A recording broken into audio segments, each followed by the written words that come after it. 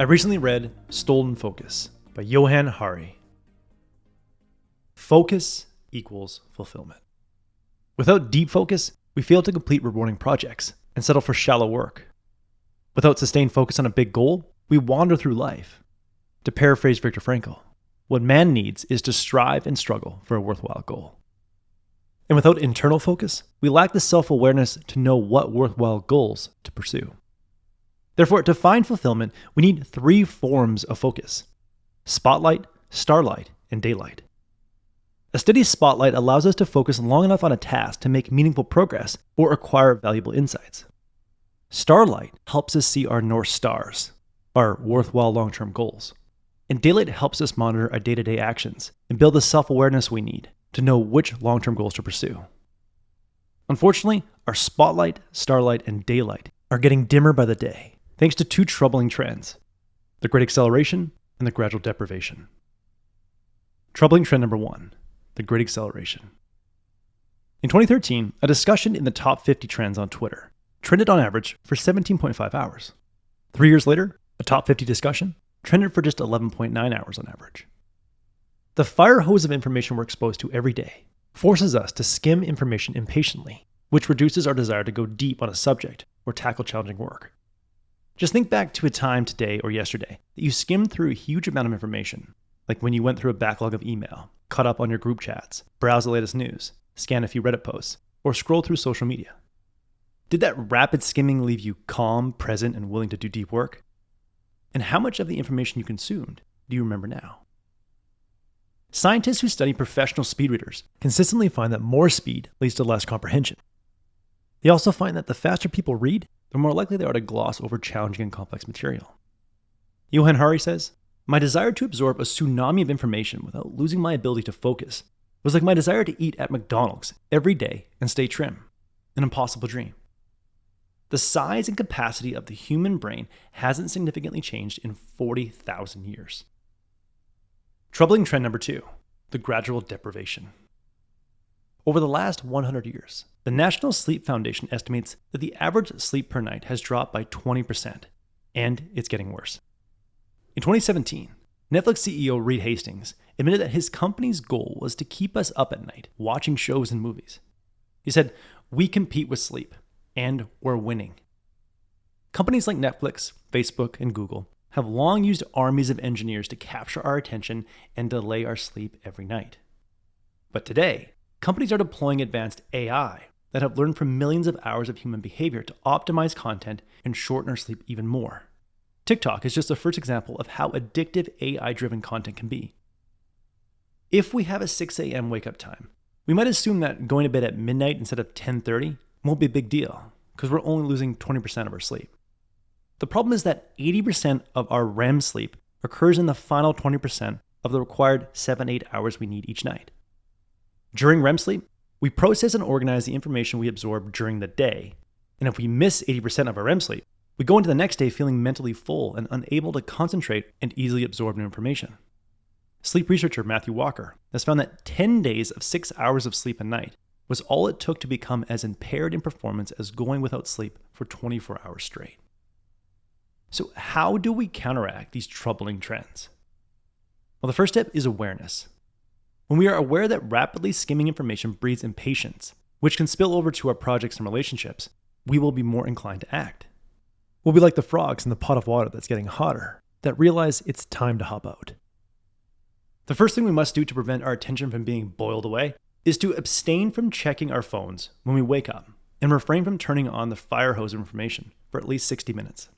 Whatever's in our inbox or social feeds can wait an hour. We must use our first 60 minutes of the day to restore our daylight, starlight, and spotlight. We restore daylight by reflecting on 3 questions. What matters most to me? What are my strengths and values? And how can I be uniquely valuable to others? We can find starlight by writing down our long-term objectives and thinking of some weekly and daily goals that will get us to those objectives. And we can strengthen our spotlight by going deep on one daily goal until the 60 minutes has elapsed. Whatever we choose to work on, we should do it slowly and methodically. As Hari says, slowness nurtures attention, and speed shatters it. After the 60-minute morning abstinence, We can check our phones, but we must add one additional step to our phone checking routine.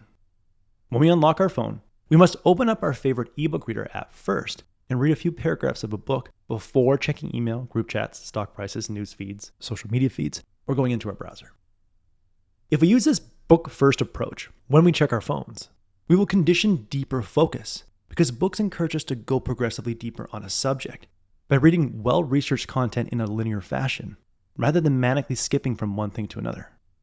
When we're reading a book, our attention isn't assaulted by ads, recommended content, or numerous search results. Mihai Csikszentmihalyi, the man who studied the flow state for decades, found that reading books was the simplest and most reliable way for people to experience flow. Sadly, only 50% of Americans read a single book a year. Gallup polls have found that the number of Americans who read less than one book a year has tripled between 1978 and 2014. Let's reverse this trend by reading a few paragraphs of a book a day and condition our minds to go deeper on content and counteract the great acceleration. Now, to combat chronic sleep deprivation, we must expect that every night our technology will keep us up unless we pre-commit to a good night's sleep. In Homer's Odyssey, a ship captain named Ulysses got his crew to time to the ship's mast so he wouldn't jump into the water when he heard the beautiful half-woman, half-fish creature singing in the sea. We can tie ourselves to masts before sailing into the nighttime so we don't leap for our devices and get sucked into content that prevents us from getting REM sleep. Some physical pre-commitments include removing all apps from our phone that keep us up at night, like Twitter, Instagram, Netflix, YouTube, or mobile games, and putting them on a tablet device that we lock in a drawer 2 hours before our ideal bedtime. Or scheduling an app blocking program like Freedom to block all apps 2 hours before bedtime. Or installing a $10 programmable power switch to cut the power to smart TVs 2 hours before bedtime, so we can't watch our favorite shows or tune into our favorite news networks. Some social pre-commitments include declaring to our families that, from now on, we will turn off all devices at 8 p.m. and play games or read books. If we're on our devices after 8 p.m., we'll feel like hypocrites. We can also give our phones to our partners and tell them not to return them to us unless there's an emergency. And if posting and responding to comments on Twitter or any other social media app keeps us up at night, we should pre-commit to stop using that app for at least 2 months by pinning a post on our account that tells the world we won't be using the app for the next 2 months. In the end, we must reclaim our focus by first being aware that skimming information all day is degrading our focus, and then actively develop 2 deep focus habits. The 60-minute daylight, starlight, spotlight, digital content abstinence in the morning, and the book-first phone checking habit throughout the day. Then we must prioritize sleep with physical and social pre-commitments to stop ourselves from giving into temptation. Johann Hari says, we have to decide now. Do we value attention and focus? Does being able to think deeply matter to us? Do we want it for our children? If we do, then we have to fight for it. That was the core message that I gathered from Stolen Focus by Johann Hari. This book is a great wake-up call that everyone should read. I highly recommend it.